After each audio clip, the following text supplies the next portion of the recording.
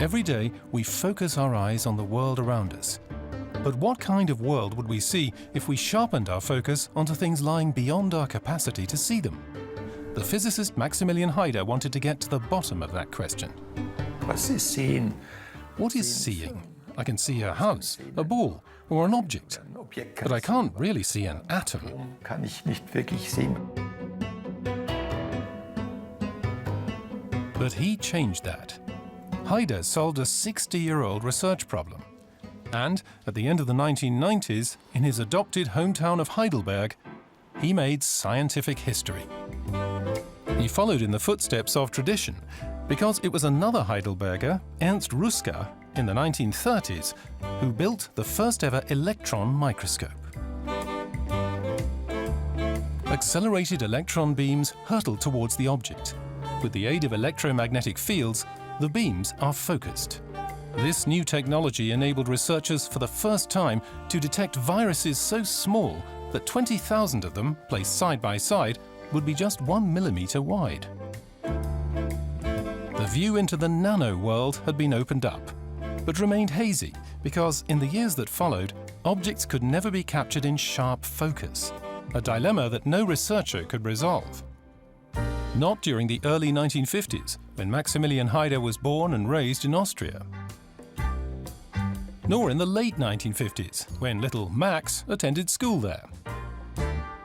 Nor in the 1960s, when he left junior high school and started training as an optician. But he was far more interested in lenses than in glasses. He set his sights high, taking a special physics study course without a high school diploma, and that brought him into contact with the problem of focusing for the first time.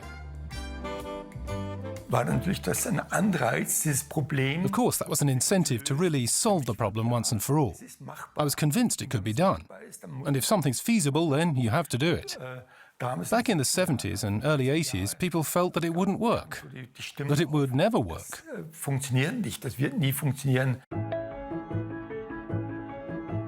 Maximilian Haider is an experimental physicist, and in 1992 he began researching with his group at Heidelberg's EMBL, the European Molecular Biology Laboratory. Also on board in the project group was fellow German colleague Joachim Zach, with whom he founded his company CEOS 4 years later. 5 years went by. While the research world continued to doubt that the venture would succeed, Maximilian Haider always believed that it would.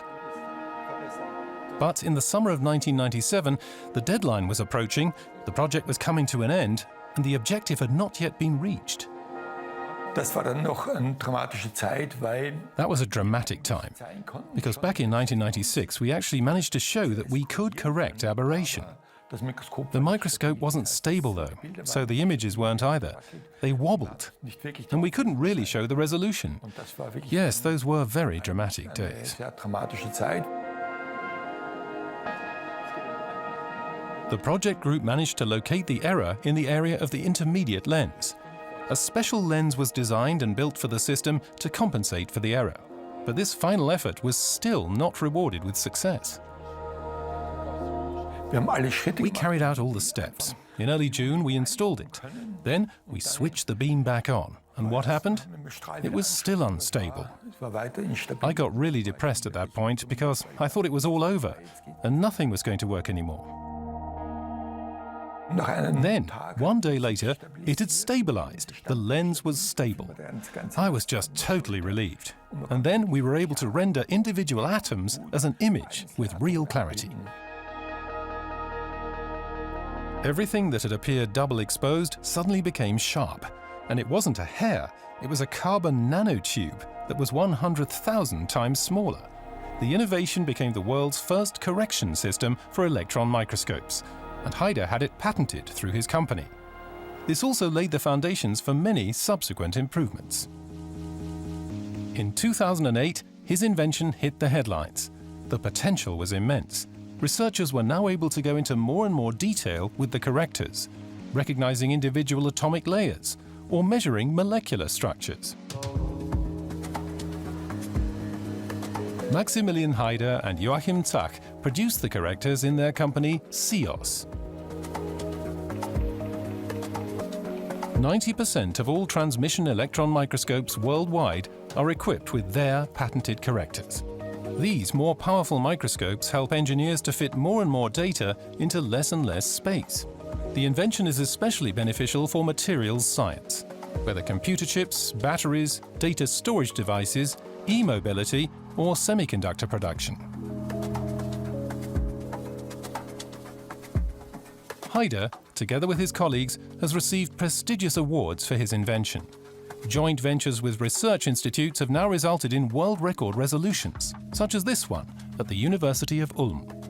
Diese Aufnahme ist für mich auch ein eigener. For me too, this image is a new milestone in my development. You can see atoms jumping around and migrating, and not in single images, but actually like in a film recording.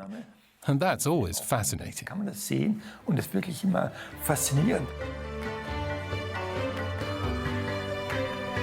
Maximilian Haider focuses on what fascinates him, whether it's new projects as the senior consultant of his company or in his adopted hometown.